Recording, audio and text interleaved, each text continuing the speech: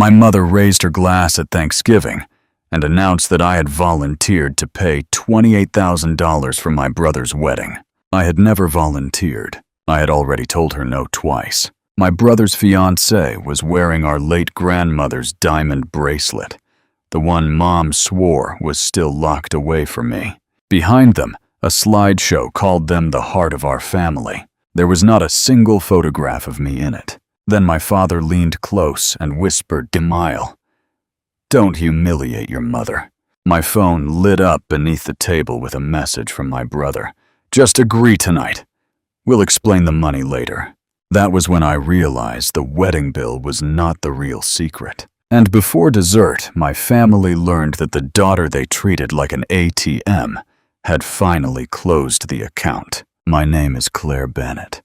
I was 35 years old when my family tried to spend my money, give away my inheritance, and erase me from their photographs in the same Thanksgiving dinner. I lived in Columbus, Ohio, and worked as the operations director for a regional children's museum. My job was not glamorous. I solved problems nobody noticed unless I failed broken heating before a school trip, missing supplies, before a fundraiser schedules that had to work even when 3 people called in sick. I was good at anticipating disasters and quietly preventing them. Unfortunately, my family had mistaken that skill for a lifetime subscription. My parents.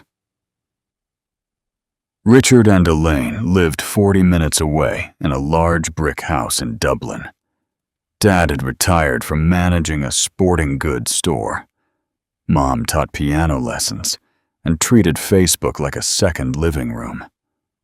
My younger brother Mason was 28 and had spent most of adulthood discovering dreams that required other people's money. He had tried real estate personal training, a podcast, and an online store selling premium outdoor lifestyle gear. Each new plan arrived with professional photographs and an emergency request. I was always the one expected to help. When Mason's truck needed repairs, I paid $2,300 because he couldn't lose momentum.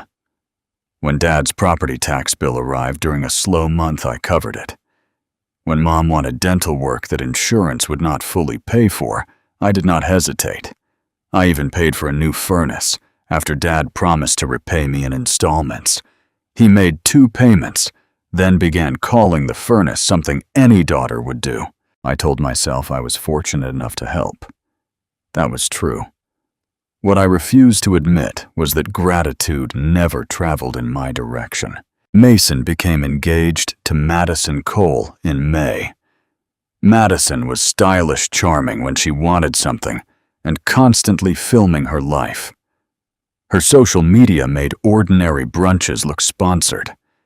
Within a week of the proposal, she created a wedding account called Becoming the Bennetts, even though the ceremony was not scheduled until the following June. Their original plan was modest, a ceremony at a botanical garden dinner at a local restaurant, 80 guests. By August, it had become a 3-day family experience at Hawthorne Ridge, a renovated horse farm outside Cincinnati. There would be a welcome dinner, custom cocktails, a string quartet, a flower wall, a farewell brunch, and matching cabins for the wedding party. Madison posted in every upgrade, as if it had appeared through destiny.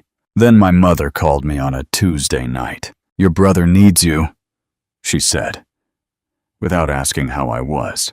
What happened? Nothing happened. This is happy news.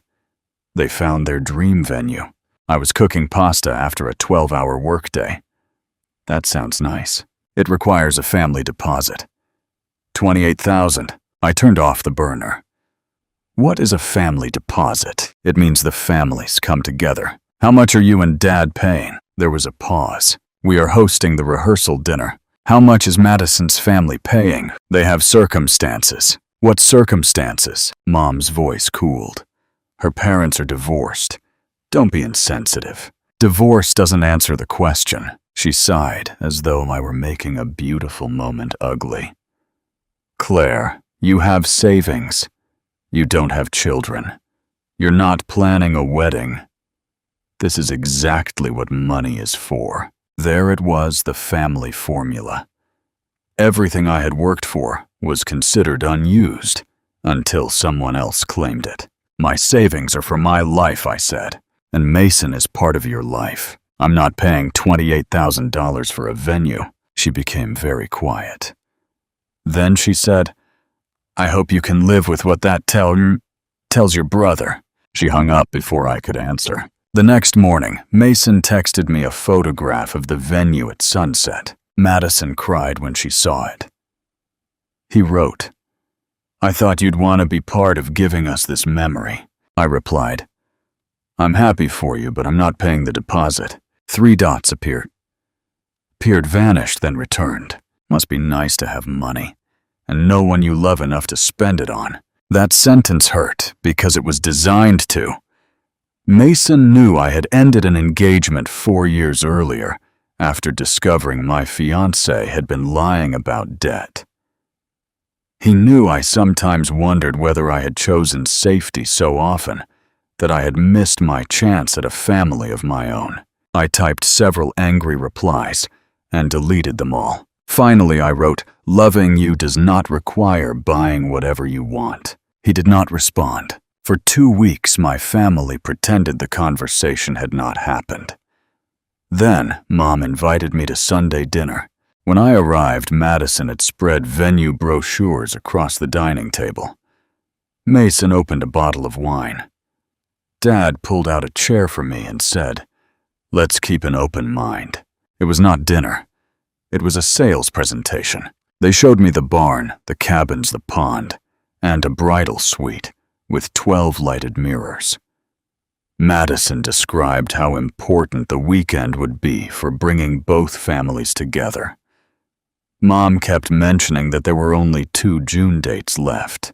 Finally, Dad slid a printed payment schedule toward me. We're not asking you to cover the wedding, he said. Just reserve the venue. Mason will pay you back after his business takes off. Mason's current business was a video channel reviewing camping equipment. It earned less each month than his truck payment. No, I said. Madison blinked as if she had not understood the word. Mom folded her hands. Claire, we did not raise you to watch your brother lose his dream over money. You also didn't raise him to plan within a budget. Mason pushed his chair back. You always do this. Do what? Act like you're better than everyone, because you have a salary. I looked at Dad. Did you tell them about the truck repairs? Or the rent I covered? Or the furnace? Dad frowned. Keeping score poisons a family. Only the person receiving everything gets to say that. Madison began crying. Not loudly.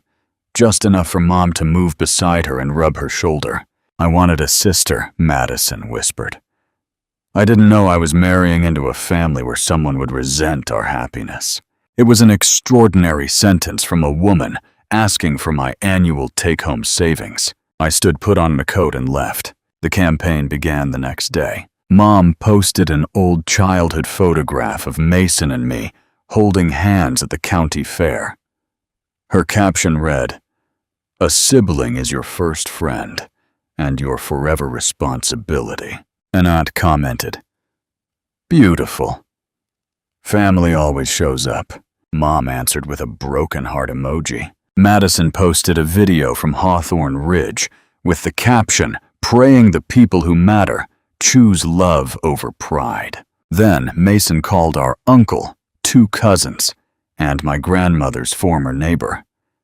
By Friday, people who had never asked about my life were sending messages about compromise. I did not defend myself publicly. I had learned that explaining a boundary to people committed to misunderstanding it only supplied them with more sentences to twist. Then in early November, Mom called with a completely different tone. Warm, casual, almost sweet. "I don't want wedding stress to divide us," she said. "Come for Thanksgiving. No pressure, no money talk. I promise." I should have known promises in my family often meant the plan had simply moved out of sight. Still, I said yeah. Part of me wanted to believe they had accepted my answer. Another part was tired of being the only person who had to leave every family gathering in order to protect herself. The Saturday before Thanksgiving, Mom asked me to stop by and collect Grandma June's recipe box. I had promised to make her cranberry orange bread. Grandma June had died 18 months earlier. She had been the one person in my family who never described me as the capable one when she meant the one who needs nothing. She remembered my museum exhibit sent newspaper clippings about women in leadership and asked questions long enough to hear the answers. During her final winter, she had shown me a diamond tennis bracelet with a tiny sapphire clasp. This was my mother's, she told me. I want you to have it. Elaine is keeping it safe until the family sorts my things. I had not asked about it after the funeral. Grief made jewelry feel unimportant. At my parents' house, the side door was unlocked. I stepped into the mudroom and heard voices in the kitchen. Mom was laughing. Once she agrees in front of everyone, she won't back out. She said. Dad answered. Paul will support us. If Claire says no with Madison's parents sitting there, she'll look heartless, Mason said. Just don't mention the first deposit. I stopped breathing. Mom lowered her voice, but the house was quiet. She doesn't need to know yet.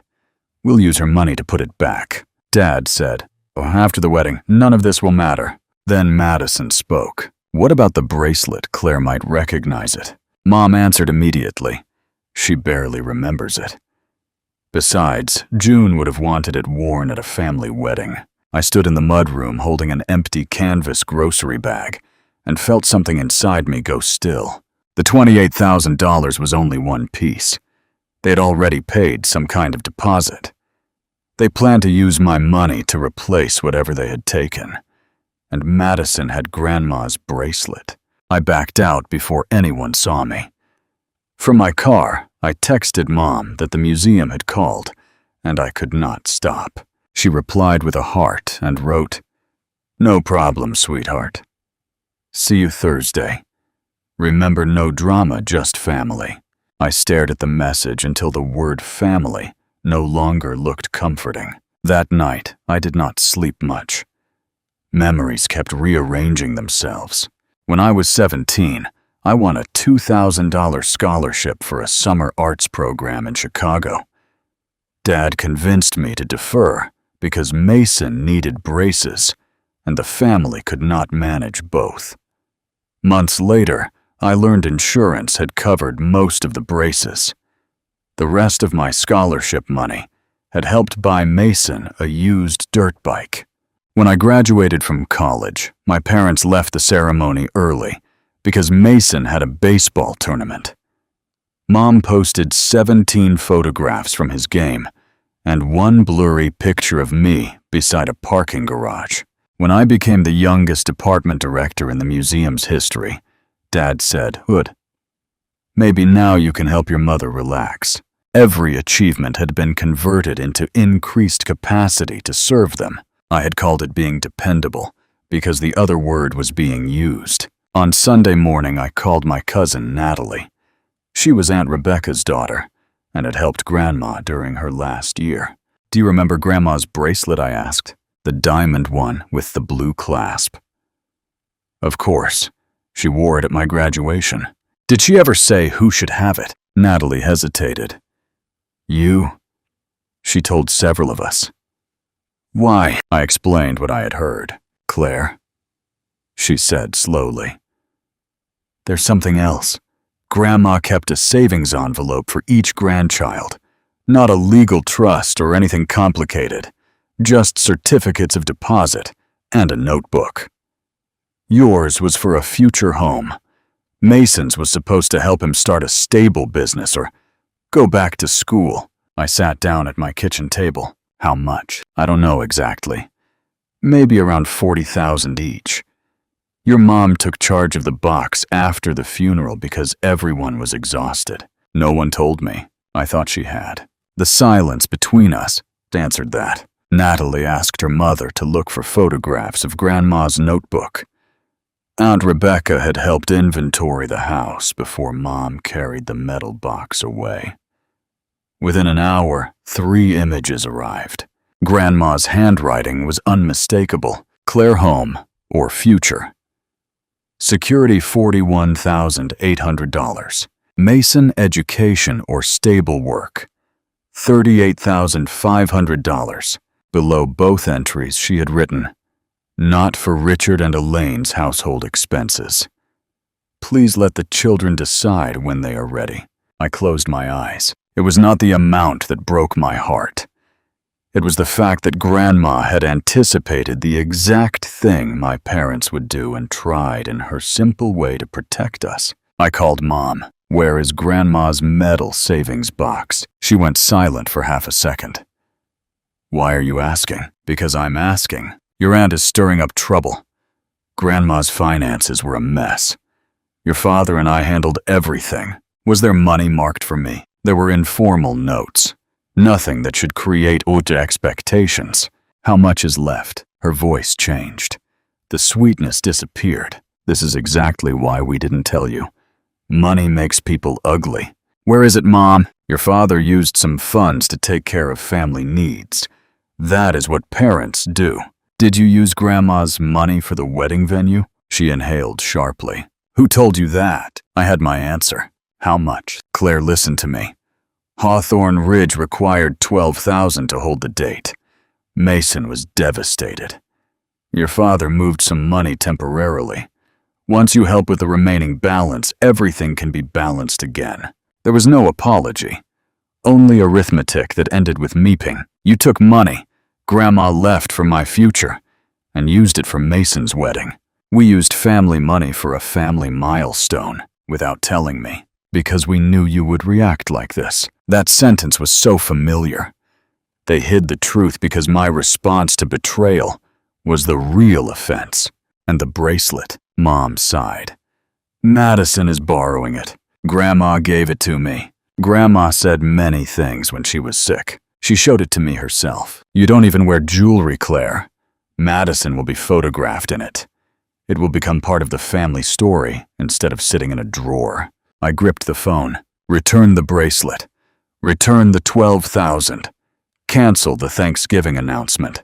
You don't order your parents around. Then consider it the last request I make as your daughter." She called me dramatic and hung up. Dad arrived at my apartment that evening without warning. He did not sit down.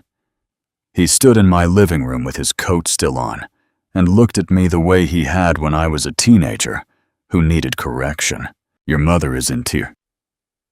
Did she tell you why?" "She told me you accused us of stealing." "Did you use $12,000 Grandma marked for me?" "Your grandmother left us to make sensible family decisions." "That is not what her notebook says." His eyes narrowed. Rebecca had no right to photograph private papers. Again, not a denial. Dad began pacing.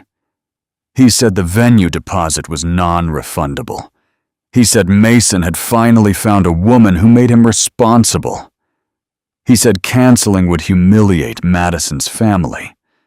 He said my money would be replaced over time. By whom, I asked. Mason. We both knew that was not true. You planned to announce that I was paying in front of everyone. He stopped pacing. Your mother thought public support might help you make the generous choice. You mean public pressure. I mean family accountability. Accountability for everyone except you. His face hardened. Be very careful. You are one decision away from destroying your brother's wedding and your mother's health. No. You are one truthful conversation away from admitting you spent money that wasn't yours. He pointed toward my kitchen, my furniture, the framed print above my sofa. Look at how you live. You have everything. Mason has struggled. Mason has been rescued. Because he needs us. The words came out before he could soften them. I looked at him. And I don't. For 1 second, something uncertain crossed his face. Then he said, you've always been stronger. That was the closest my father ever came to admitting the truth.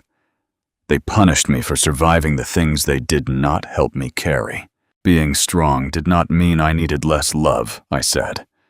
It only meant I learned not to ask you for it. He looked away. I gave him one final chance.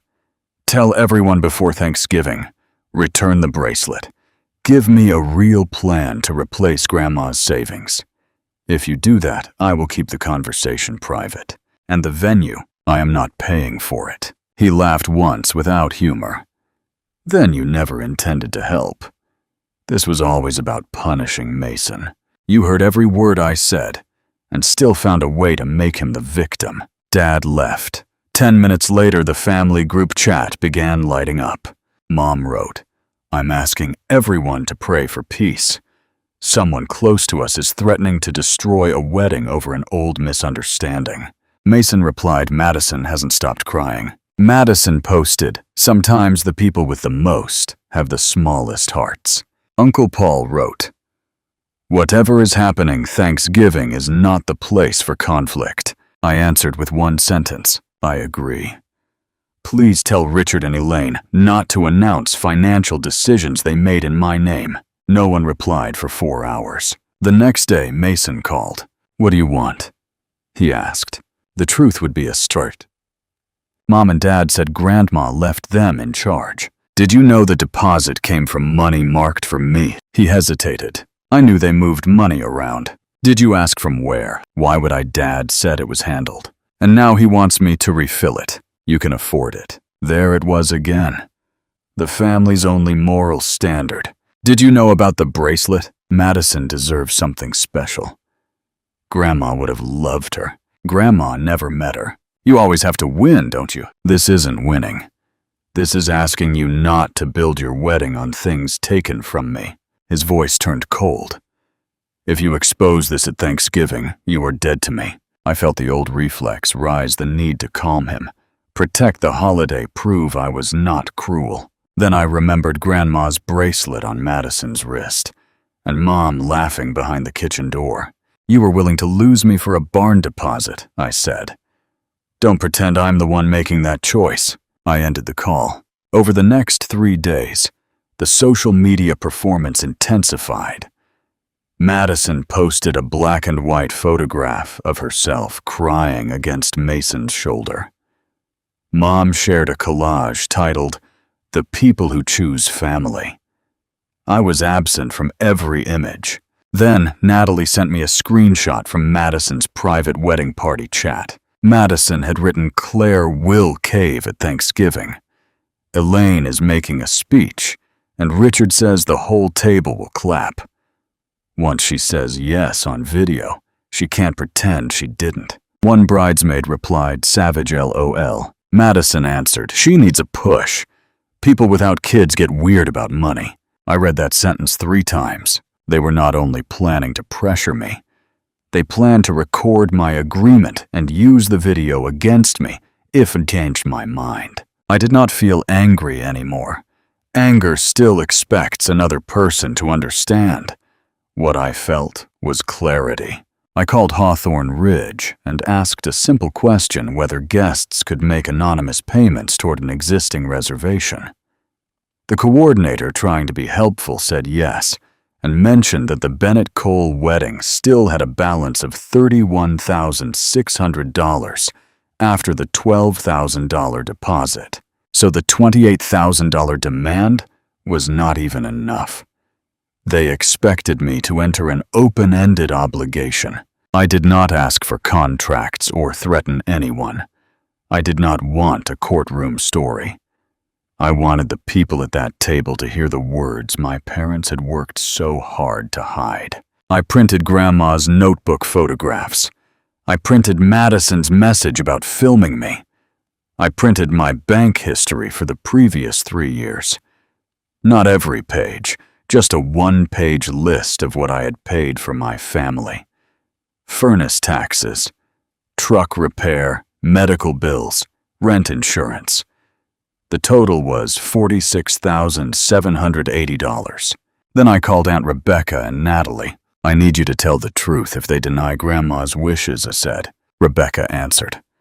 I should have spoken sooner. Speak Thursday. I also canceled the automatic monthly transfer I had been sending my parents for supplemental health costs. It was $650 a month. They had treated it as permanent because I had allowed it to become invisible. Finally, I placed one empty velvet bracelet box in my bag. Thanksgiving afternoon was gray and cold. By the time I reached my parents' house, the driveway was full. Madison's parents had come from Indianapolis. Uncle Paul and Aunt Rebecca were there, along with Natalie, 2 cousins, and 3 family friends. Mom opened the door, wearing an apron that said, "Grateful, thankful, blessed." She hugged me tightly for the people watching. "You came," she whispered. "You invited me. Please don't spoil today." I looked into her eyes. "That depends on what you planned." Her smile did not move, but her hands released me. The living room looked like a magazine. Candles glowed on the mantel. A slideshow played on the television. Mason as a child, Mason playing baseball. Mason proposing Madison holding up her ring, Mom helping her try on veils. Then the title appeared. The Next Bennett Chapter. I watched through the entire loop. There was not one photograph of me. On the sofa, Madison lifted her champagne glass, and Grandma June's bracelet flashed beneath the lights. She saw me notice it. For half a second, guilt crossed her face. Then she smiled and held her wrist higher. "Elaine said it should stay in the family," she said. "It should," I replied. Dinner began at 4:30. Mom seated me in the center directly across from Mason and Madison. Dad sat at the head of the table. I understood the arrangement immediately. Every person could see my face. So could the phone Madison had propped against a centerpiece. We passed turkey stuffing, sweet potatoes, and green beans, while everyone performed normality. Madison's father complimented the wedding venue. Uncle Paul asked whether Mason's business was growing. Mason said he was in a scaling phase, which apparently meant he needed more equipment before earning money. Mom asked everyone to share something they were grateful for. When it reached Mason, he took Madison's hand. "I'm grateful for the people willing to invest in our future," he said, looking at me. Several relatives smiled. When my turn came, I said, "I'm grateful that the truth does not require anyone's permission." Aunt Rebecca lowered her eyes. Natalie pressed her lips together. Dad carved another slice of turkey as if he had not heard me. After the plates were cleared, Mom stood with a glass of wine and before dessert, she said, "Richard and I have joyful family news." Madison adjusted her phone. My father smiled at the table. As you all know, Mason and Madison found the perfect place to begin their marriage. Weddings are expensive, but this family has always believed in lifting one another up. Mom turned toward me with tears already shining in her eyes. "Our beautiful daughter Claire has been blessed with a wonderful career," she said. "And tonight, she is giving her brother and new sister the greatest gift. She is covering $28,000 toward Hawthorne Ridge." For one breath, the room was silent. Then Uncle Paul began clapping. Madison's mother gasped. "How generous." Mason stood and opened his arms, as though I were supposed to rise for a hug. I remained seated. "No," I said. The clapping stopped unevenly. Mom's smile froze. "Claire is overwhelmed." "I'm not overwhelmed. I never agreed to pay." Madison's phone was still recording. Dad leaned toward me and whispered, "Don't humiliate your mother." My own phone lit beneath the table. Mason. "Just agree tonight. We'll explain the money later." I looked up at him. "Explain which money, Mason?" "The $12,000 Dad already took from Grandma's savings for the deposit. Or the $31,000. $600 still owed to the venue." His arms dropped. Mom put down her glass too quickly. Wine spilled across the white tablecloth. "This is not the time," she said. "You announced my payment. You selected the time." Madison reached for her phone. Natalie moved it away from her. "Leave it recording," she said. Wasn't that the plan? Every face turned toward Madison. I removed the screenshot from my bag and read her message aloud. Claire will cave at Thanksgiving. Elaine is making a speech, and Richard says the whole table will clap. Once she says yes on video, she can't pretend she didn't.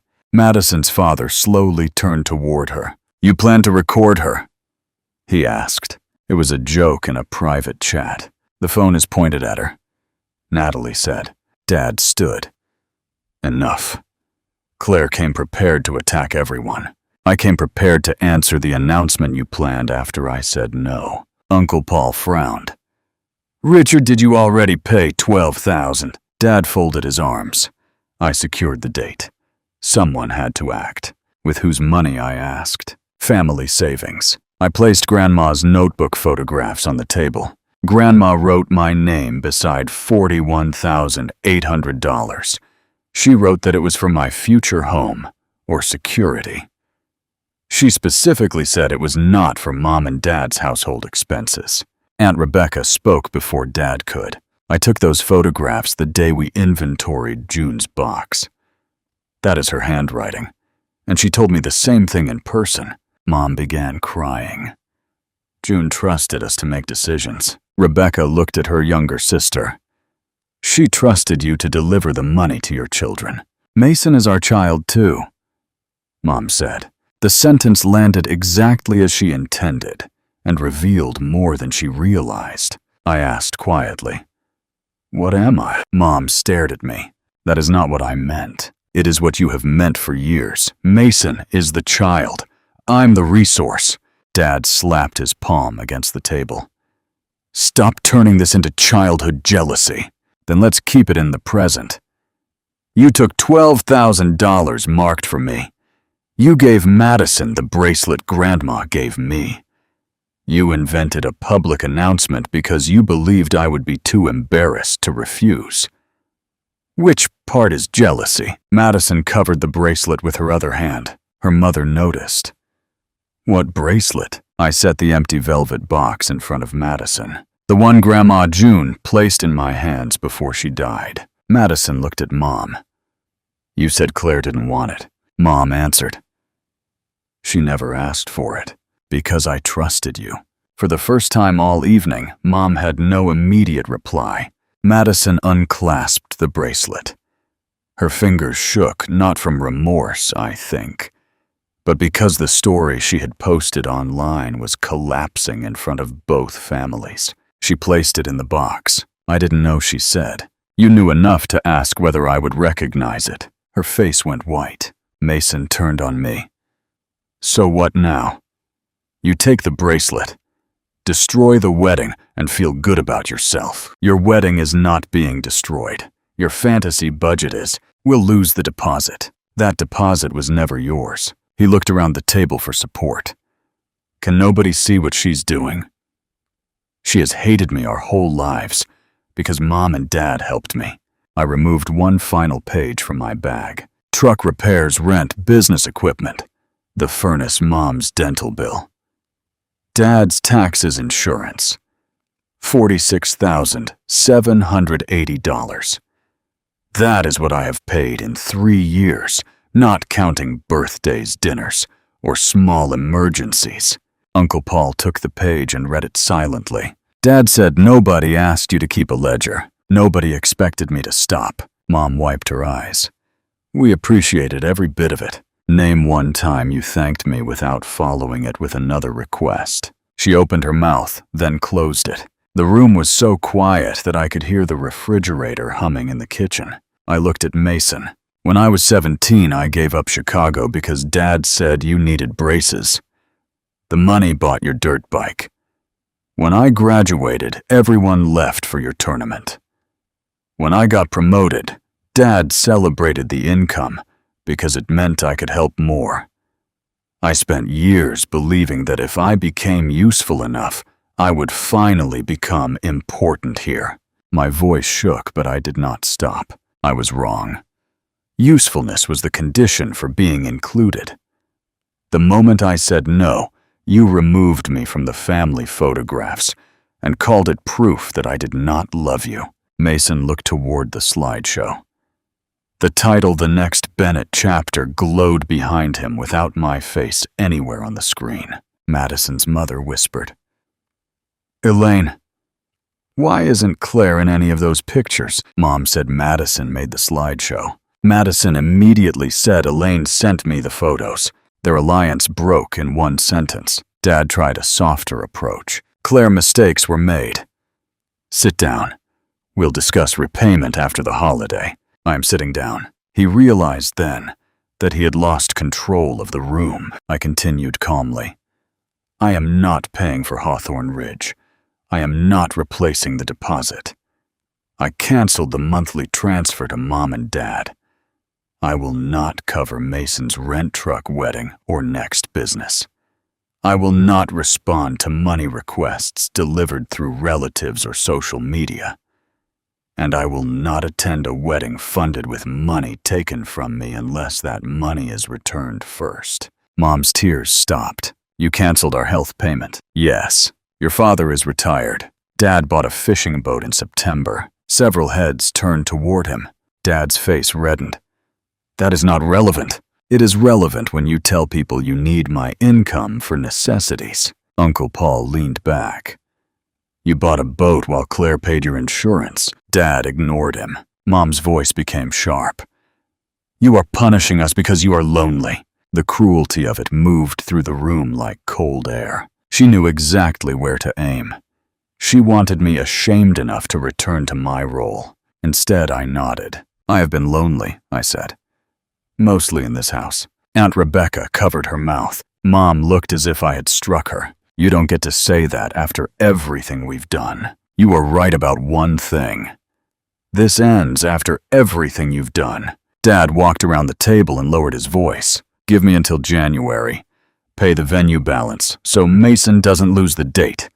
I'll replace your grandmother's money after I sell the boat. Sell the boat first. There isn't time. Then Mason chooses a venue he can afford." Mason pushed his chair over as he stood. "I knew you would do this. You can't stand seeing me happy. Happiness that requires my silence and my savings is not happiness. It is consumption." Madison began crying again. This time her father did not comfort her. He asked why she had agreed to a venue with no plan to pay for it. She blamed Mason. Mason blamed Dad. Dad blamed the venue's deadline. Mom blamed me for exposing it. The truth moved around the table, and each person tried to hand it to someone else. I put Grandma's bracelet box in my bag and stood. Mom stepped in front of the doorway. "If you walk out now, don't expect us to chase you." For most of my life, that threat would have stopped me. I had spent decades chasing them, first calling after arguments, funding emergencies, accepting apologies that never contained the word sorry. This time I met her eyes. "I don't want to be chased. I want to be treated with respect.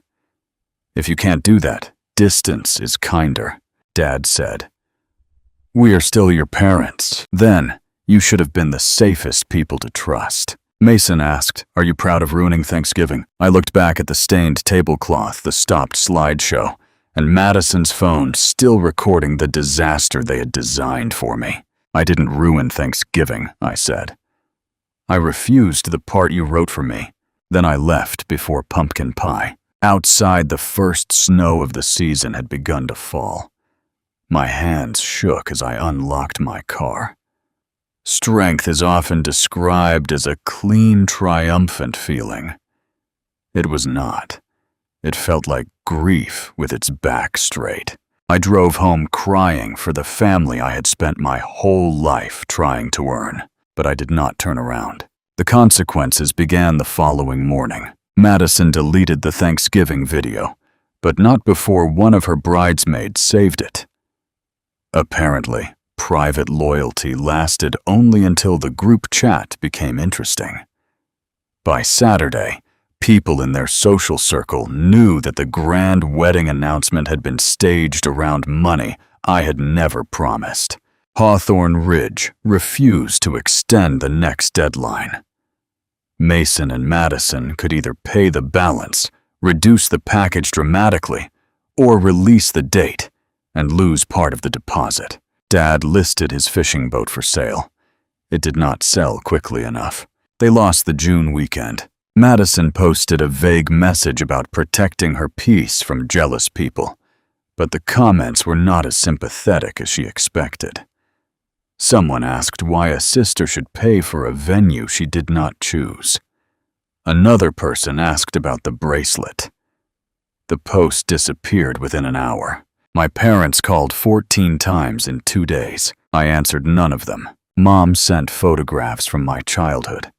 Dad sent a message saying, "We all said things in the heat of the moment." Mason wrote, "I hope the money keeps you warm when you're old." Not one of them said we were wrong, so I stayed silent. Aunt Rebecca helped me recover the rest of Grandma's belongings, marked for me the recipe box, a quilt, several letters, and the remaining savings. My parents had used $12,000 for the venue and another $6,500 to pay down a credit card after their kitchen remodel. Dad sold the boat in February and returned most of it. He paid the final amount over the next 5 months, not because he suddenly understood me, but because Aunt Rebecca told the extended family exactly what Grandma had written. Reputation accomplished what love had not. I did not celebrate that. It was one more thing to grieve. Mason and Madison eventually married at a public garden outside Columbus, with 46 guests. They served barbecue from a local restaurant and used a playlist instead of a band. The wedding was not ruined. It was simply brought down to the size of their actual resources. I was not invited. Mom made sure I knew by posting a photograph of the seating chart with the caption, "An intimate day with those who truly support us." For 10 minutes, I felt the old panic, the desire to call explain, ask how my absence had become another crime. Then I closed the app and went hiking with Natalie. At the top of a quiet trail, I realized exclusion only works as punishment when you still want admission to the room that hurt you.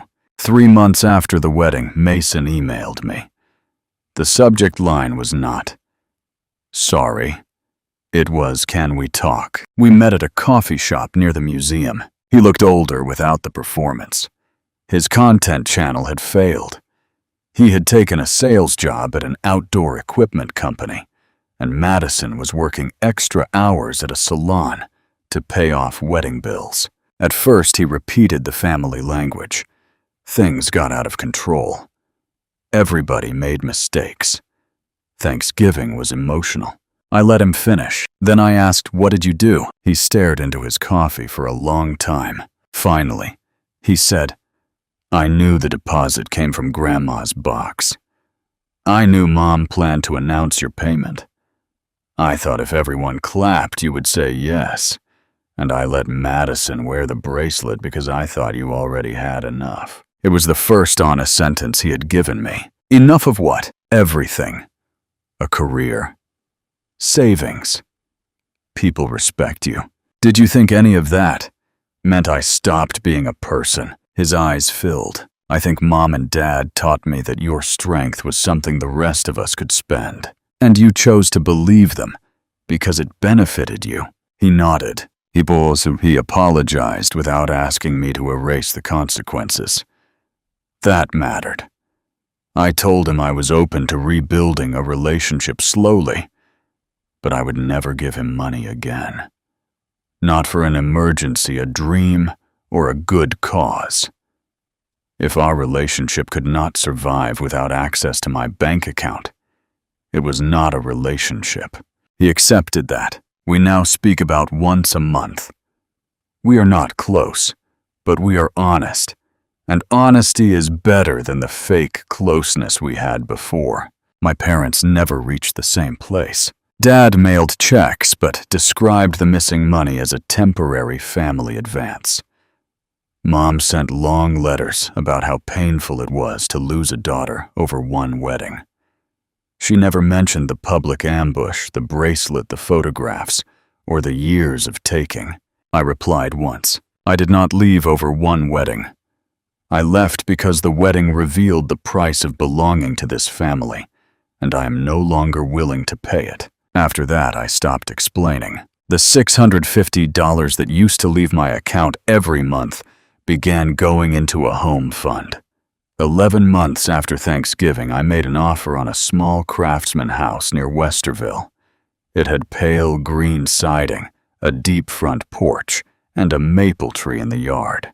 On closing day, I wore Grandma June's bracelet. I sat alone on the living room floor with takeout noodles and her recipe box beside me. The house was mostly empty. No staged photographs, no speeches on calculating what my success could purchase for them. For the first time, empty did not feel lonely. It felt available. I had spent years believing self-worth would arrive when my family finally admitted how much I had done. It did not. Self-worth arrived when I stopped presenting evidence to people who profited from misunderstanding me. Setting a boundary did not make me cold. It made my love honest. I could care about Mason without financing him. I could miss my mother without reopening the door to manipulation. I could remember good moments with my father without pretending they canceled the harm.